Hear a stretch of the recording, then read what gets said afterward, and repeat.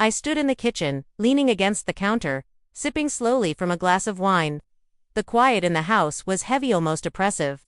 My husband was away on yet another business trip, leaving me with a week of solitude and long, empty evenings. Suddenly, a knock at the front door snapped me out of my thoughts. I wasn't expecting anyone. My heart fluttered slightly as I walked barefoot across the cool floor, my silk robe trailing gently against my skin. When I opened the door, a young delivery man stood there. Tall, lean, with smooth dark skin that glistened faintly from the summer humidity. His uniform clung to him in places from the heat. He held a package, gripping it firmly. "Delivery for Mrs. Lawson," he said, his voice deep and calm. But something unspoken flickered in his eyes when our gazes met, an intensity I couldn't quite place. "That's me," I answered, my voice catching slightly. He hesitated for a beat, eyes flicking down to the robe I wore, then extended the box to me. Our fingers brushed as I took it, and a jolt of warmth zipped up my spine. He seemed to notice it too, but quickly cleared his throat. "Signature, please." I signed, my hand trembling just a little. I told myself it was the wine, or maybe the loneliness. But as I handed him back the pen, I caught myself looking at him a second too long.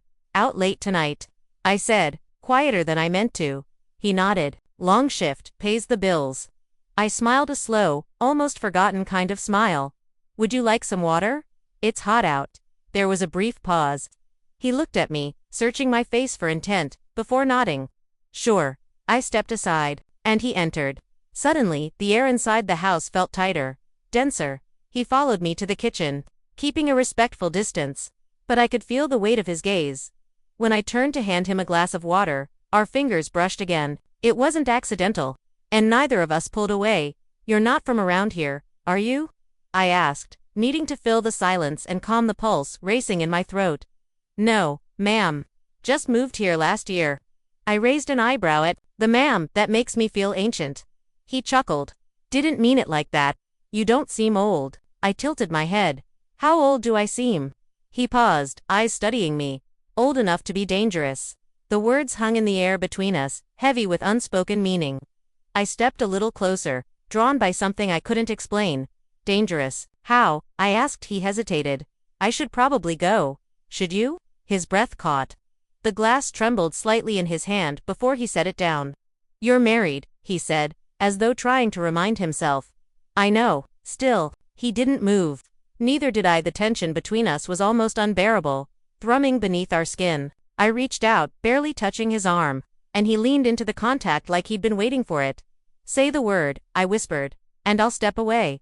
He didn't speak, didn't move. Instead, he closed the space between us ever so slightly. His fingers brushed the side of my robe, grazing the skin above my hip. The faintest touch, but enough to set me alight. "You make it hard to be good," he murmured. I smiled. "Maybe I don't want you to be good." The last of his restraint crumbled. He stepped closer, hand firm against my waist, pulling me gently toward him. Our breaths mingled. His forehead touched mine. "Tell me to stop," he whispered. But I didn't. I couldn't. His lips met mine, tentative at first, but hungry with each passing second. The kiss deepened, charged with need, with loneliness, with something neither of us wanted to name.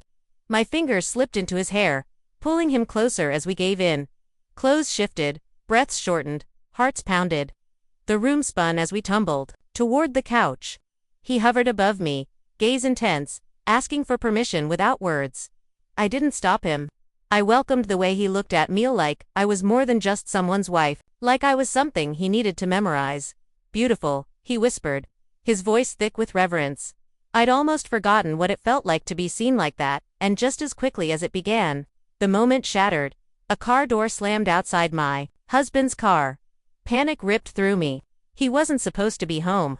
Not tonight. My heart jumped into my throat as I pushed the delivery boy away, scrambling to my feet. "You have to go," I whispered urgently. He looked stunned, but I didn't have time to explain. I grabbed his arm and pulled him toward the back of the house. "Out the back door," I said. "Now, don't look back." His eyes searched mine. One last moment of silence between us, then he slipped out into the night. Seconds later, the front door opened. My husband stepped inside, tired and smiling. Suitcase in hand. "Surprise," he said, wrapping his arms around me. "Got an earlier flight." "I missed you." I forced a smile. That's a nice surprise. He kissed my forehead, unaware of the storm that had just passed through the house and through me, and as I stood there in his arms, the ghost of another's touch still burned on my skin. What had I done?